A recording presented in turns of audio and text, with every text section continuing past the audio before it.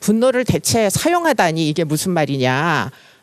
라고 의문을 가지실 분들도 꽤 많이 계실 것이라고 생각이 되지만 어쨌든 이제 인간이라면 누구나 사실 분노를 느끼지 않고 사는 사람은 없고요.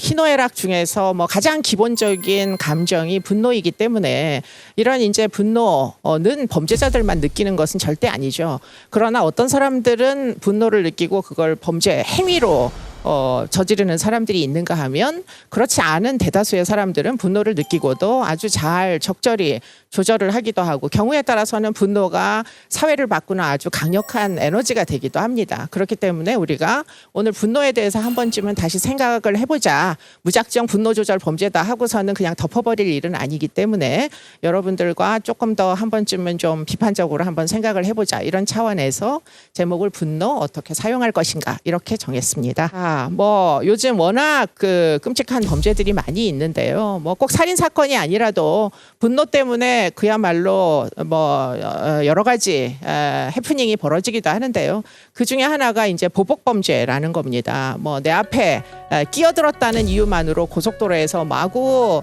전력 질주를 쫓아가서 앞지른 다음에 갑자기 고속도로 1차선에다가 차를 떡하고 세워가지고 뒤에서 와서 쾅 부딪혀서 결국은 사람이 사망하는 사건들도 발생하기도 하고요. 그리고는 또 지금 저기서 얘기한 대로 이제 집에서 자고 있는데 낮잠 자는데 너무 시끄럽다 해가지고서는 바깥에서 고층 아파트에서 유리창을 닦던 사람의 아파트 밧줄을 끊어가지고서는 사람을 떨어뜨려서 죽이기도 하고요. 그 사람도 역시 너무 시끄러워서 화가 나서 결국 줄을 끊었노라고 그렇게 이제 주장을 사실은 했었죠. 그리고는 지금 인질극 사건인데요. 결국 헤어진 아내를 불러달라. 아내가 내가 다시 만나자고 하는데 안 만나주니까 너무 화가 난다. 그런 이유로 아내를 불러달라고 사실은 자기 아들을 인질로 잡고 학교에서 하교하는 아이를 이제 인질로 붙잡아가지고 인질극을 벌이면서 가족을 불러달라 이렇게 이제 이야기했던 분은 결국은 다행히도 잘 이제 진압이 돼서 자수를 하신 것으로 알고 있습니다. 가만히 들여다보면 저게 다 이제 그 범인들의 그야말로 화가 나는 거를 어쩔 수 없어서 도대체가 이해가 안 되는 행동을 하고는 결국은 해가 망신을 하는 그런 이제 사유들이 되는 거죠. 화를 낼 때는 본인도 아마도 짐작할 수는 있을 겁니다. 조금만 생각해 보면 아마 이게 결국에는 누구를 망하게 하겠느냐, 나 자신을 망하게 한다는 사실을 알 수가 있겠죠. 그런데 화가 날 그 순간에는 그런 생각이 떠오르지 않는지 지금과 같은 경우에 따라서는 인명피해까지 유발할 수 있는 일들을 저지르곤 합니다. 우리가 분노를 잘 조절을 할 수 있는 이성적인 부분은 사실 우리의 나라는 것에 거의 빙산의 일각에 물 위에 떠 있는 그 부분에 불과할 뿐이고 사실은 나의 본질은 물 속에 가라앉아 있는 굉장히 많은 무의식으로 구성되어 있는데 우리가 의식적으로 잘 느끼지도 못하는 이 무의식 속에는 인간의 본능, 프로이드는 성과 공격성 같은 것들이 이제 본능의 본질을 이제 형성한다 이렇게 주장을 했었죠. 분노도 어쩌면 그렇게 보면 이 물속에 가라앉아 있는 무의식 속에 굉장히 거대한 에너지로 사실은 평상시에는 나타나지 않다가 어느 순간에 우리의 어떤 이성적인 힘이 약화되는 그 순간에 사실은 물 위로 삐죽삐죽 튀어나오는 그래서 경우에 따라서는 범죄로 이어지는 그런 이제 부분이다 이렇게도 얘기를 할 수 있겠어요. 범죄학자들은 많은 경우에 범죄의 원인을 사회에서 사실은 찾았습니다. 뭐 여러 가지 경제적인 어려움, 빈부격차 또 인간의 뭐 사회적으로 이제 소외되는 현상 이런 데서 사실은 이유를 찾는 그런 이제 범죄학자들이 다수였는데 트래비스 헐시라는 범죄학자가 계셨는데요.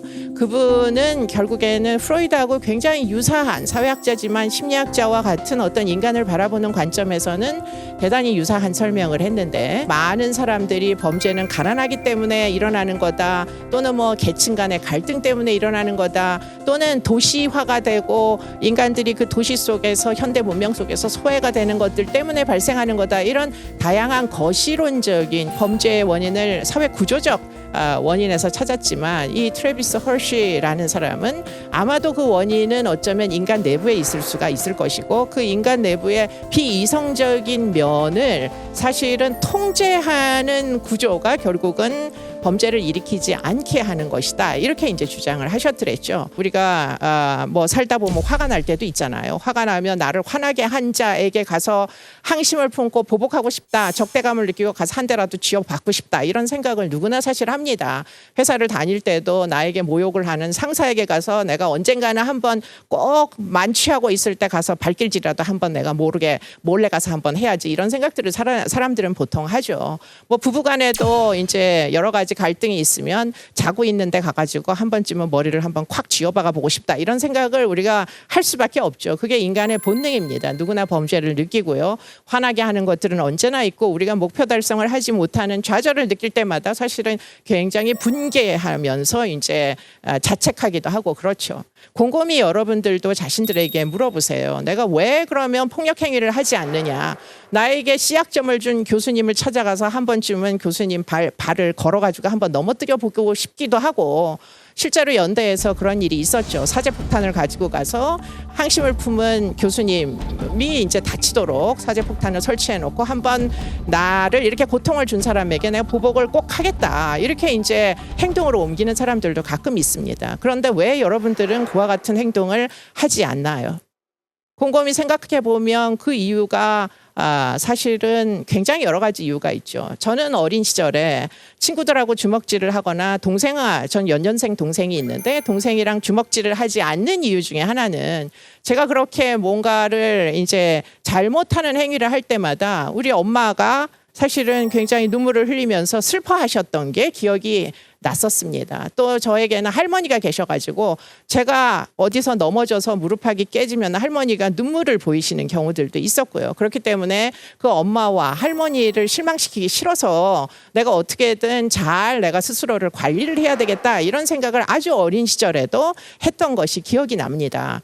그런 것들이 결국은 통제 구조의 본질이라고 헐시는 얘기를 하는 거죠. 돈이 없어서 뭐 계층 간의 갈등 때문에 사회 구조적인 모순 때문에 범죄가 일어난다고만 얘기할 것이 아니고 그 당사자의 사실은 주변 환경에서의 통제 구조 또는 머릿속에 내재화된 통제 시스템을 주목을 해야 된다. 이렇게 이제 이야기를 했던 바가 있습니다. 물론 헐시는 심리학자가 아니다 보니까 사회 구조 중에서 그와 같은 이제 본인의 욕망, 비이성적인 욕망을 억제하게 만드는 사회적인 구조에 주목을 했고요.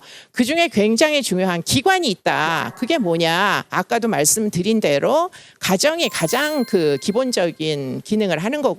그리고는 이제 조금만 성장하게 되면 이제 학교를 가죠. 그렇기 때문에 학교를 가면 학교가 아주 강력한 거대한 통제의 구조로서 역할을 합니다. 학교에는 규율도 있고 선생님도 계시고 친구들도 있고 내가 만약에 학교에서 뭔가 문제 행위를 하면 학교 폭력이나 이런 것들로 친구를 괴롭히고 하면 선생님도 실망하시고 학교 규율에도 제재를 당하게 돼 있고 친구들도 나를 나쁜 아이로 이제 취급을 하게 되는 거죠. 그렇기 때문에 그와 같은 어떤 사회화가 되는 과정에서 사회화의 여러 가지 대리인들이 있는데 그중에 1차적으로는 가정, 그리고는 학교, 그리고는 나중에 여러분들이 취업을 하시게 되면 결국에는 이제 직장이 그와 같은 아주 강력한 통제력을 발휘하는 기관으로서 역할을 한다. 이렇게 이제 봤던 거죠. 그렇기 때문에 헐시의 이제 범죄를 보는 시각은 상당 부분 이제 심리학자들에게도 상당히 그러니까 어떤 통찰을 많이 줍니다. 차가 너무 많아서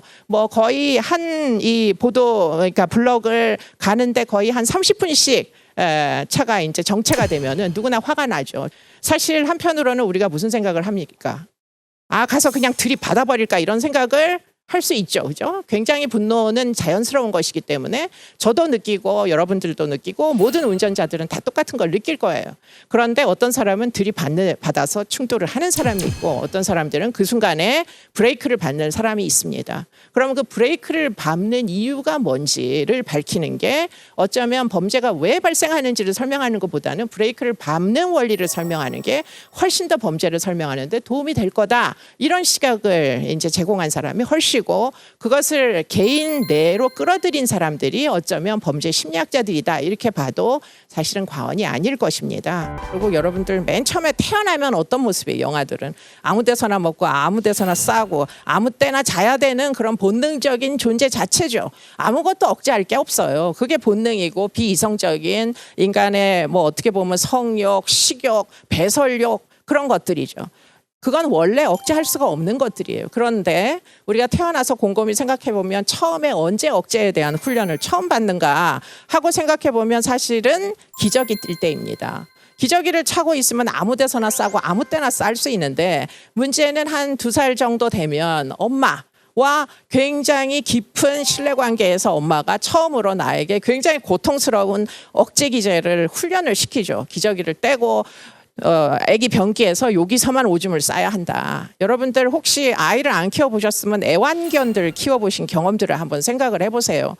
제일 편하게 애완견이 그냥 뭐 그대로 있는 모습대로 산다면 아무 데서나 그냥 찔끔찔끔 싸고 다녀도 큰 문제 없이 산다면 그렇다면 본능 그대로 사는 것이죠. 그러나 훈련을 시키죠. 그래서 배변 패드에다가 가서 꼭 오줌을 싸게 똥을 싸게 이렇게 훈련시키는 것은 사실은 그 애완견에게는 무지하게 고통스러운 일일 수도 있습니다. 본능적인 욕구를 거스르는 일은 굉장히 많은 에너지가 들고 어쩌면 고통을 동반할 수도 있어요. 그런데 애완견이 왜 배변 패드에다가만 그런 배설을 할까요? 곰곰이 생각해 보면 결국은 주인과의 애착 그야말로 주인한테 인정받고 사랑받고 싶다는 그 강렬한 욕망이 결국은 배변 패드에다가 쉬를 하고 똥을 싸고 이러면은 막 칭찬해주고 좀 더 아주 애착 관계가 잘 형성된다는 걸 강아지도 사실은 알 수 있기 때문에 결국에는 정해진 장소에서 결국 배변을 하게 되는 거죠. 인간도 역시 마찬가지인 거죠. 그렇기 때문에 이 애착이란 것은 인간의 통제력을 습득시키는데 굉장히 중대한 기능을 합니다.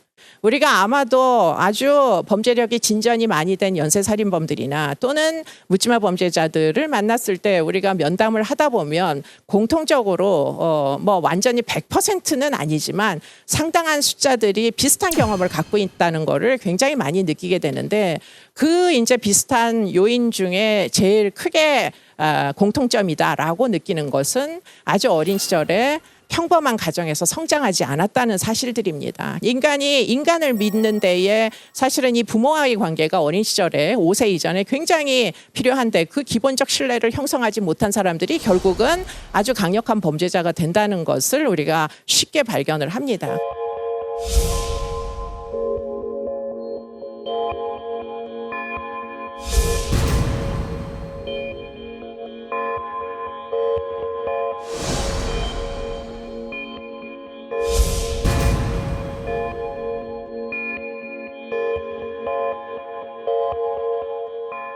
인간의 뇌의 기능은 나이를 먹으면서 사실은 발달을 해 가죠.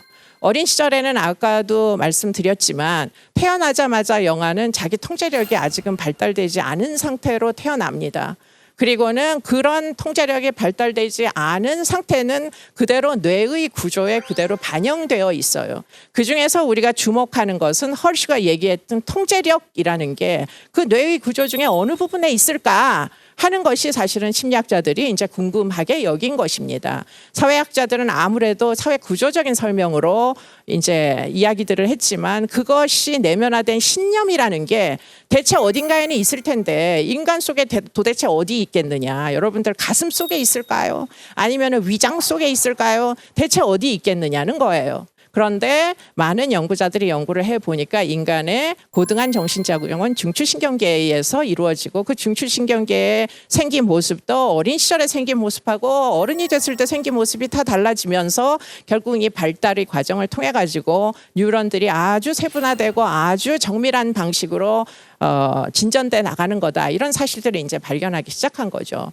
지금 이 슬라이드에서 보여드리는 그림들은 이제 뇌파를 가지고 어린 시절에는 굉장히 지금 여기 보면 불규칙하게 나오는 뇌파를 빨갛고 노랗고 한 색깔로 칠해 놓은 겁니다. 어린 시절에는 울긋불긋 뭐 여기 이 그림에서는 굉장히 좀 불규칙한 뇌파들이 많지만 성장을 하면 할수록 뉴런이 발달을 해서 결국에는 굉장히 안정된 뇌파로 거의 한 20세 정도 되면 아주 안정기로 들어서는 것들을 볼 수가 있고요. 그중에 가장 통제력과 연관해서 주목해야 될 부분은 바로 프리프론탈이라고 하는 전두엽, 바로 여러분들의 이마 속에 있는 그 부분입니다.